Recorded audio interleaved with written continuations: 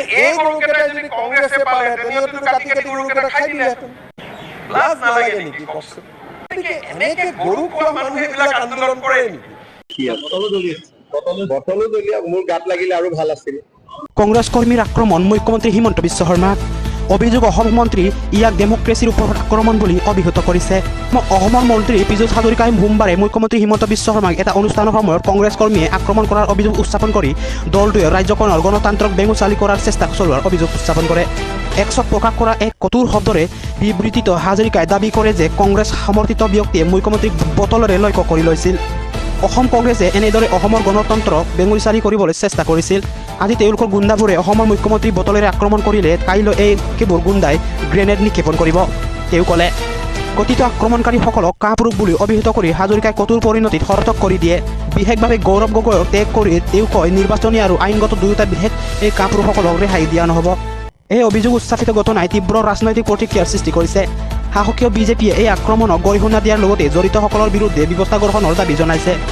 মন্ত্ৰীগৰাকীৰ এই অভিযোগৰ সন্দৰ্ভত কংগ্ৰেছ কোনো তাৎক্ষণিক সাহসী পোৱা নাই। ৰিপৰ্ট নব নিউজ পেপাৰ আছাম। মোৰ লগত তেওঁলোকে একে সুৰে কওক যে অহাবাৰ ঈদত গৰুৰ কুৰবানী হ'ব। আৰু গৰু মাৰাই নহয়, গৰু মাংস নামঘৰত থৈছে। আজি গোটেই মানুহক এভিকশ্যন কৰি আছো লখিমপুৰ।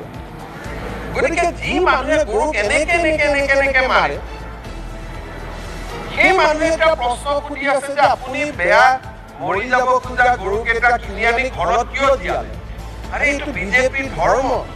মৰি যাব খোজা গৰু ঘৰত আনি পুহি ডাঙৰ কৰা, এইটোতো বিজেপি এইটো কাম কৰেই।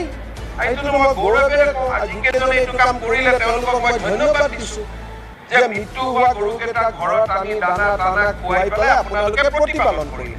কিন্তু এই গৰুকেইটা যদি কংগ্ৰেছে পালেহেঁতেন সিহঁতেতো কাটি কাটি গৰুকেইটা খাই দিলেহেঁতেন।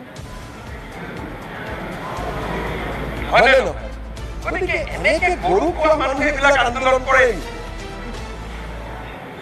লাজ নালাগে নেকি কওকচোন? এটাতো লাজ থাকিব লাগে।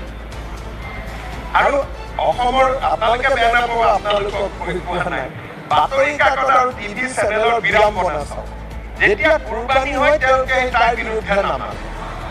যেতিয়া গৰুবোৰ বাংলাদেশত গৈ থাকে তাৰ বিৰুদ্ধে নামানে। গৰু যেতিয়া হালাল হয় তাৰ বিৰুদ্ধে নামানে।